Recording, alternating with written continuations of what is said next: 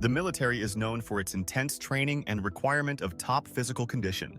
However, training and conditioning can come at a physical cost to a military service member's body. Excessive exercise can lead to chronic pain in the musculoskeletal system.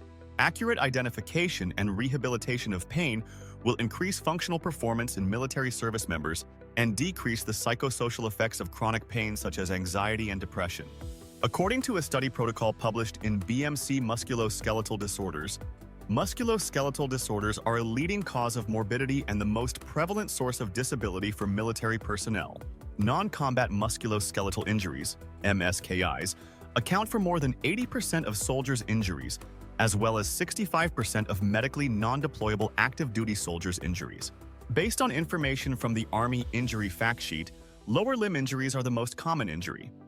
Running long distances with heavy loads is stated as a probable cause of lower limb injuries.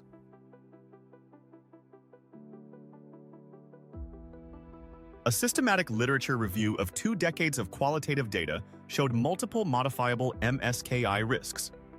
The literature includes studies from U.S. military services and military in other countries. 21 risk factors had moderate or strong evidence for increased risk of MSKI in military personnel.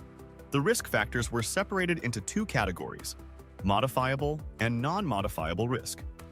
Modifiable risks can be altered by the client and include higher body fat percentage, low physical fitness level, low or no participation in sports before military service, smoking, high amount of unit training, overweight, underweight, obese. Some of the modifiable risk factors are interrelated. A service member with an MSKI may experience an increase in their body mass index, BMI, and weight gain that puts them in the overweight category. They may lose physical fitness, making them susceptible to future injuries. This study found that active duty soldiers who adhered to a standardized exercise program had reduced injury risk. There was moderate evidence that low levels of vitamin D and lower muscle strength can increase MSKI risk. There were multiple non-modifiable risks identified that ranged from low to strong evidence. The client does not have control over non-modifiable risks, such as a medical history that includes previous MSKIs. Being female was also characterized as a non-modifiable risk with strong evidence.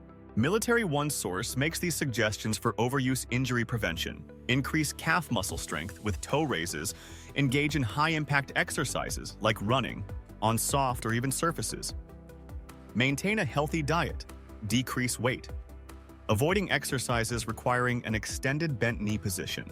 Although military service requires high levels of physical fitness, it can also require long periods of daily sitting at a desk. As with any desk job, service members are at risk of the same desk-related MSKIs as civilians. These injuries include carpal tunnel syndrome, low back pain, and shoulder neck pain. An ergonomic assessment of the work environment can yield recommendations for modifications that support body structures while seated and during physical movement. Currently, no standardized protocols for treating military injuries consider the physical demands of the service member's job assignment. In the interim, a graded return to functional tasks should be used to return injured soldiers to full functional status. An individualized rehabilitation program that supports functional, multi-plane physical movements improves muscle balance, decreasing the risk of overuse injury when engaged in repetitive activities such as running. Functional Capacity Evaluations, FCE, can provide valuable information for deciding if a client is ready to return to work. The Functional Capacity Evaluation Military, FCEM, was created to fill the need for an FCE that targets the demands of military employment.